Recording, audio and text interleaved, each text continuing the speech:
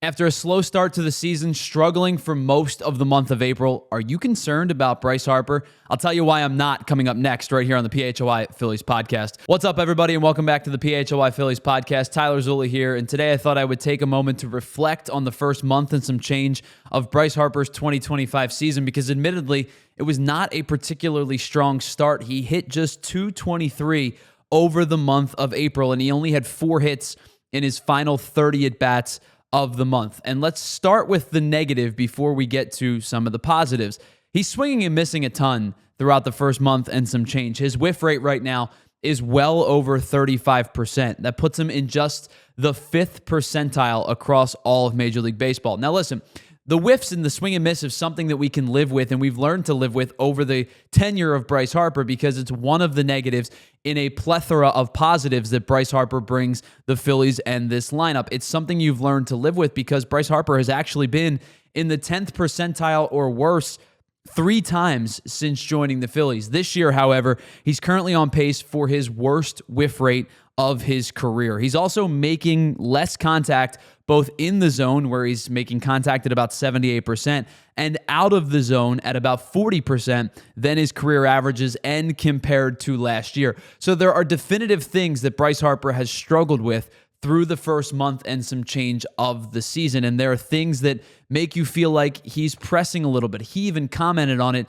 earlier this week and said that he knows he's struggling. He's acknowledged it. The fans know that he's struggling. He knows he's struggling, and he is going to make amends on those April struggles so far. But I do think that there is reason to be optimistic heading into the bulk of the month of May and into the remainder of the season.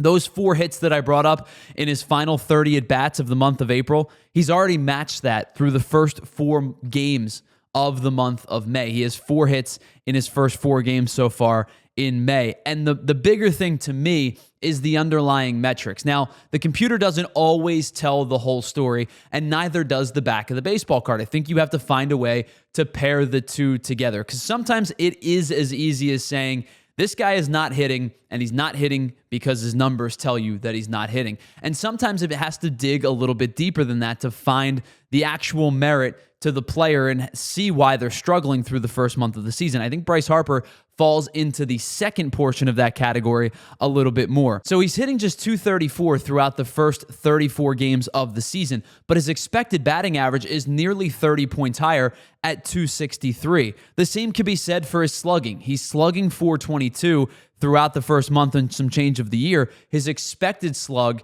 is .481, nearly 60 points higher. But it's not just the numerical underlying metrics that will tell you that I think he's due to break out any time now.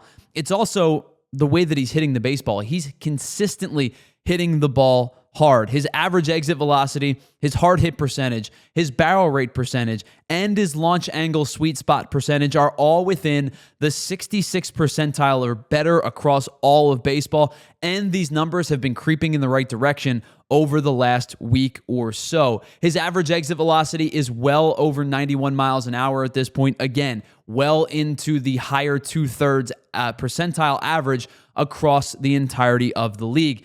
Just in the Diamondbacks series alone, on Sunday's game, he hit 3 balls that were 97 miles an hour or greater. In the series in total, he hit 6 of those balls at 97 miles an hour or better against the Diamondbacks. He went 3 for 6 on those swings. So the pendulum is starting to swing back the other way a little bit. And you could say that maybe he was a little bit unlucky in the first month of the season, because now he was .500 in a small sample size, admittedly, but .500 nonetheless in 6 at-bats when he hits the ball 97 miles an hour or more. So he's hitting the ball hard consistently, and the results are starting to swing back the other way. I think this is one of those situations where multiple things can be true at once.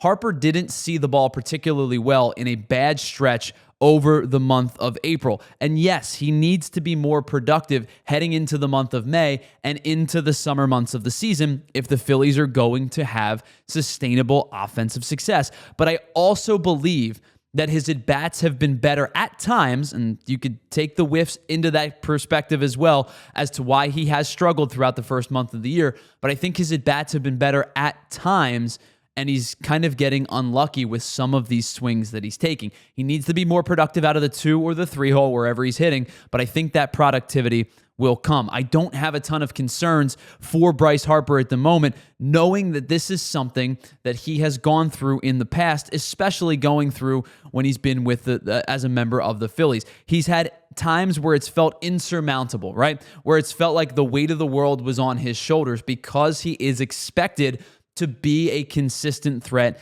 in the Phillies lineup. He's had those times only to bounce back with something like a player of the week or a player of the month type of stretch. So let's go back to last year.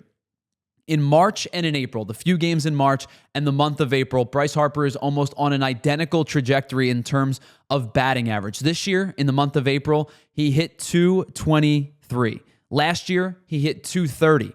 It was not a particularly good stretch for Harper over the first month and some change of the season. How did he follow that month stretch up? Well, he hit 313 in the month of May and 374 in the month of June and won consecutive National League Player of the Month awards. Let's go 2 years ago. He had a stretch that wasn't not quite this bad, but over the month of June in 2023, he hit just 253.